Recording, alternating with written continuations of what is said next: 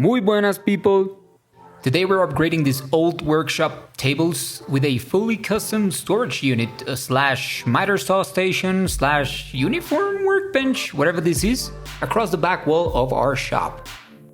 We will be using leftover materials from previous projects, and so we will be making a custom design to try to make the most out of it. Alright, so this is where we have been storing our tools up until now. This is a conventional open storage shelf system and it works just fine. Right here, I'm setting up the miter saw and clearing up the space as I will be using it in a minute to cut all the lumber to length.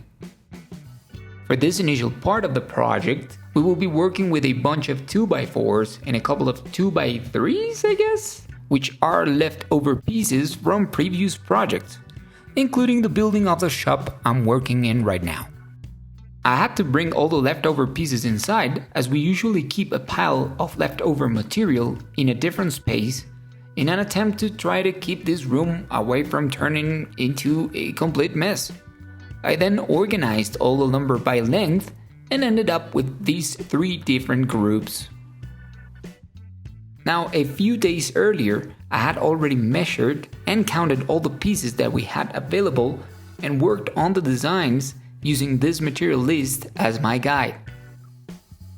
Once I modeled everything in my computer, I made a cut list, which I later used to cut all the pieces to length. You'll see me looking at my phone quite a lot throughout this section of the video, and this is purely because I'm looking at the cut list that I have in my phone. As soon as I started cutting all the pieces, I realized most of them already had a straight end, and so I started using that as a reference and left the other end as scrap.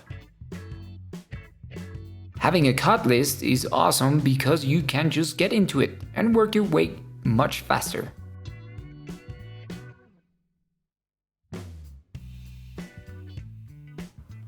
Full disclosure, we're not professional builders, and this is stuff we do only for our entertainment. So don't take my word for anything we say or do.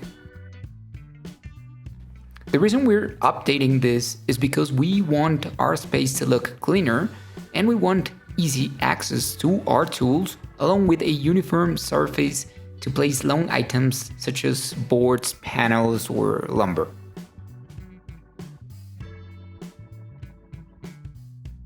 When I finished cutting, I went back and marked each piece according to my design.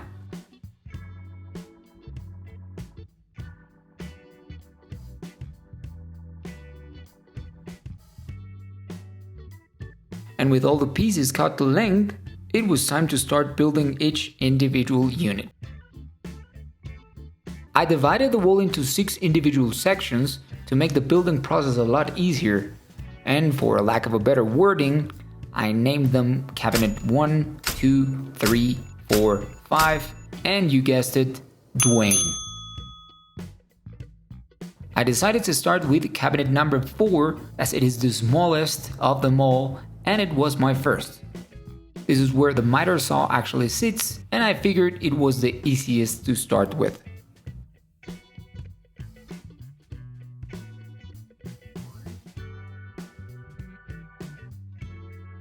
You'll notice that I'm pre-drilling holes with a small bit and then screwing the frames after squaring them.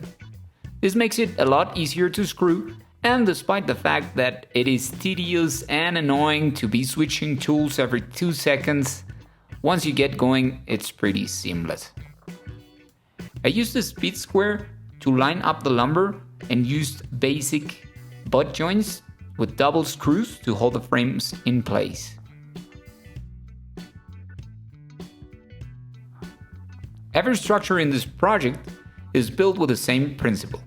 There are 2 main frames, which are pretty much identical, and then there are some connector pieces that go across the frames and connect them together.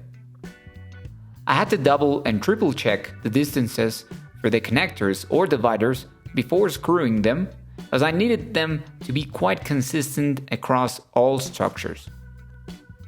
For this particular cabinet, we're planning on doing a big drawer, but that will be on a future project.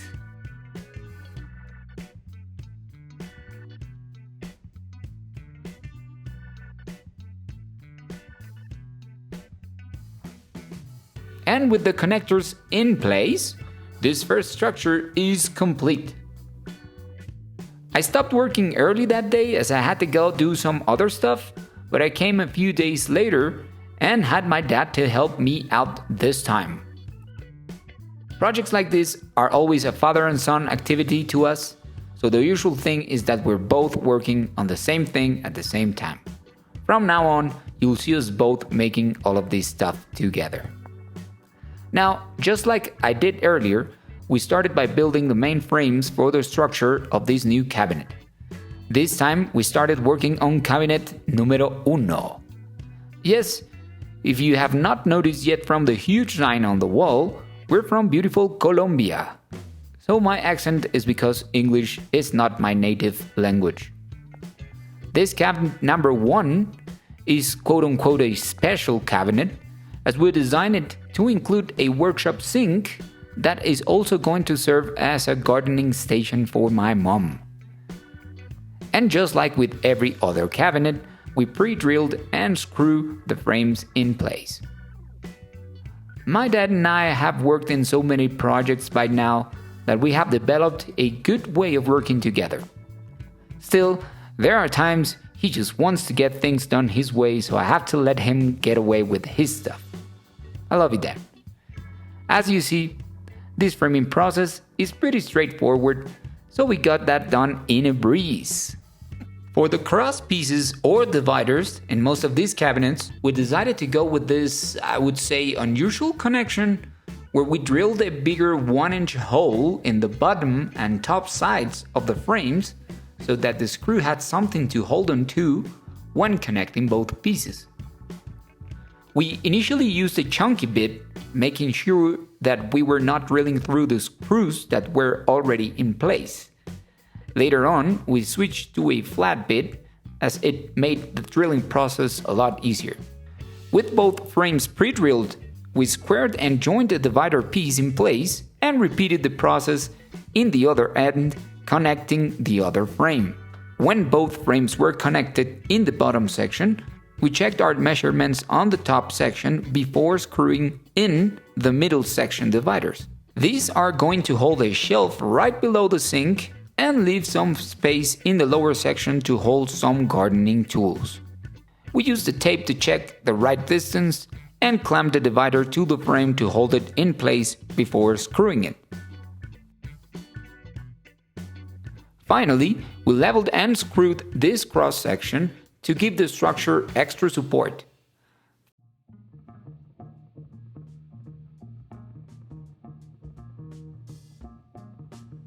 By this time, we were already going on cruise mode, so we continued repeating the same steps as before. The only difference here was that we were a lot more confident when building these frames. Cabinets 2 and 3 are essentially twins. They are meant to hold most of our tools, so they are the most spacious of them all. We actually designed this thinking to future-proof ourselves in case we end up getting more tools, which is usually what happens when you get into these hobbies. Both of these cabinets have a middle shelf that divides the storage space in two sections. We are going to be adding plywood panels later, and they will effectively act as shelves. But we still decided to add a frame here to support the plywood, as we want this to be extra sturdy when carrying heavy loads. To install them, we marked the desired height for the shelf in all 4 legs, and then cut a scrap piece of wood with the same length to help us hold the shelf while we secured the opposite corner. We checked our level before securing it with screws and also checked the distance between the main frames to keep them straight.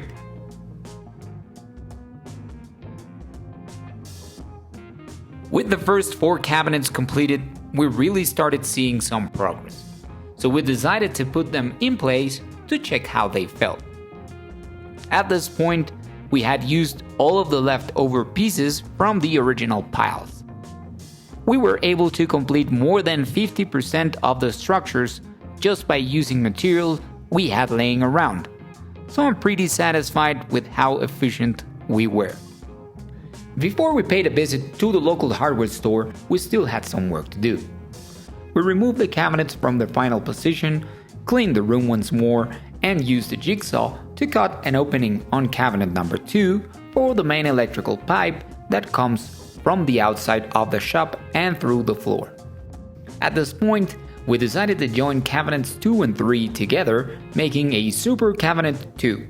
We clamped them together to hold them in place for our next step.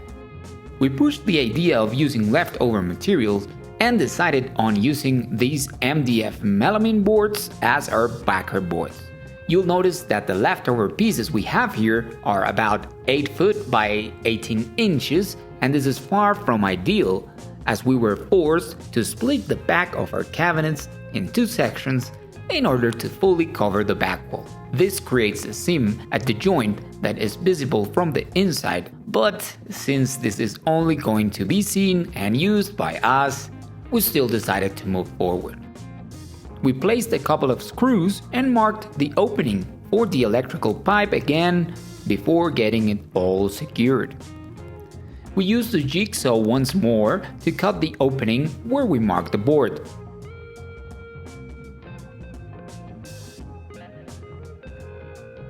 Once we installed the lower section of Super Cabinet 2, we repeated the process with Cabinet 1. We marked the board against the structure, cut the board with the circular saw, and secured it to the structure with screws. After that, we marked and cut the top sections for both cabinets from fresh boards.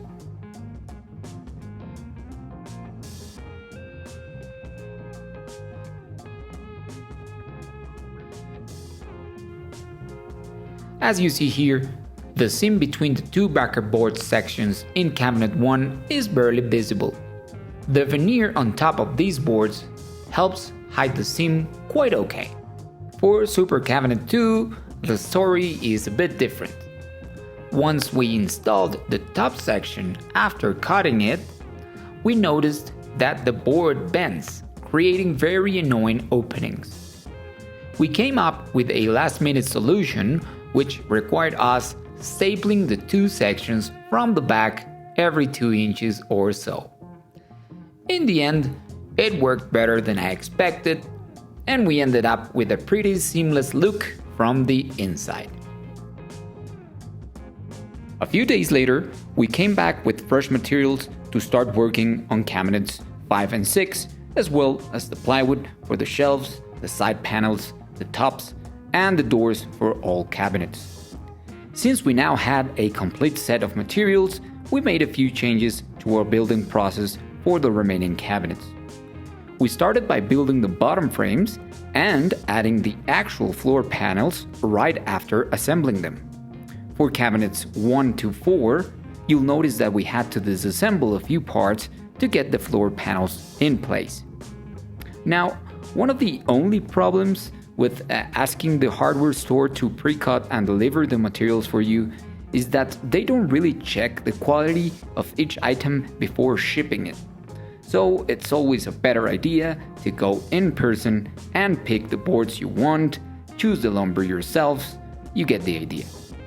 In our case, we made the mistake of ordering everything, so we had to deal with some curvy 2x3s and with some resin patches in some of the boards we received. Aside from that, the building process was pretty much identical.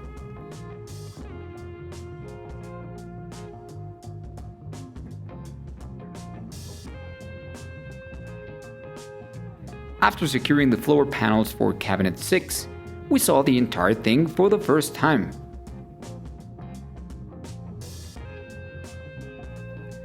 We went back to work on cabinets 1 to 4, flipped them upside down, disassembled the bottom frames, and installed the floor panels before reassembling that section.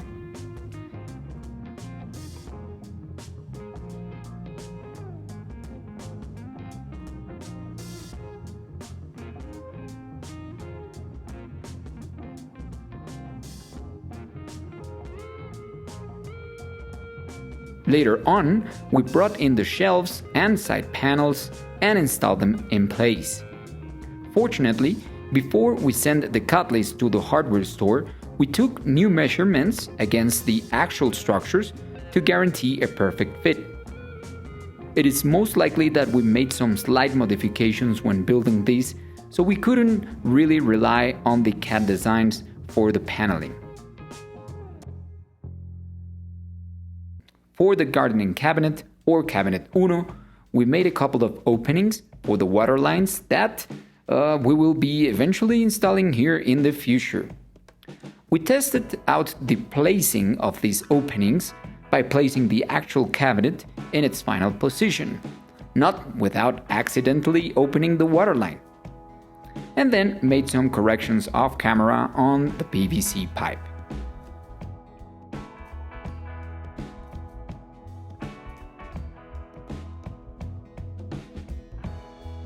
We then continued installing all of the remaining side panels and finished working on the backer boards for cabinets 4, 5, and 6.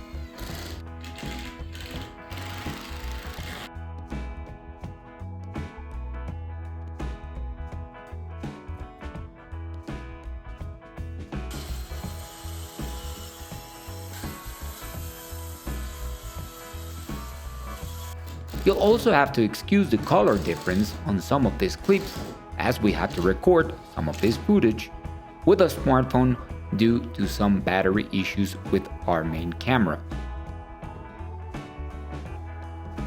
At this point, it was all starting to look like something, and we thought we were getting close to the finish line.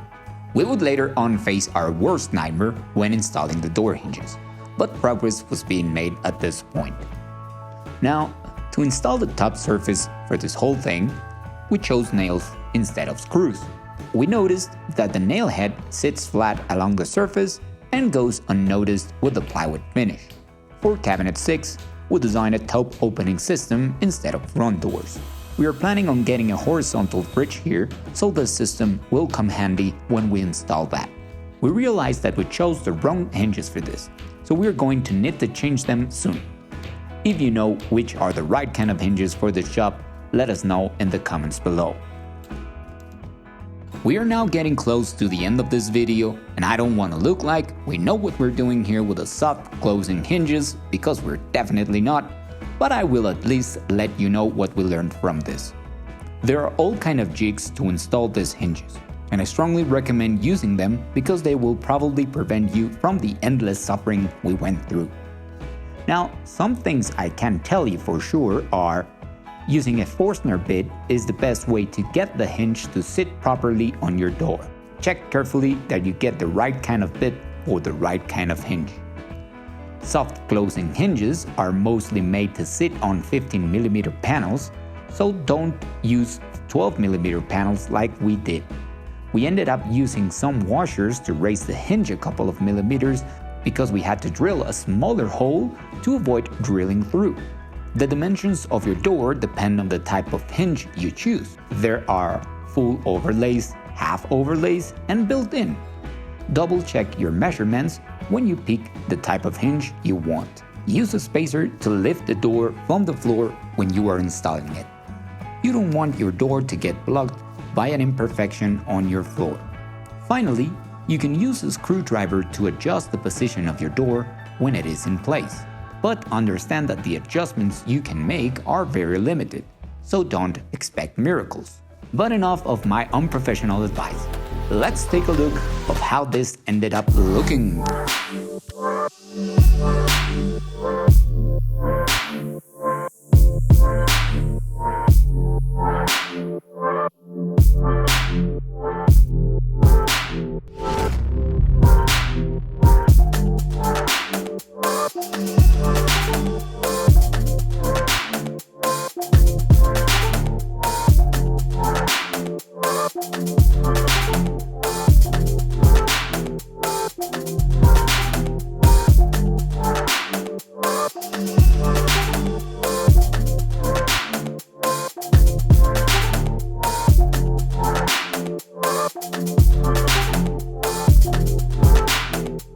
Thanks so much for watching, everyone. See you in the next one.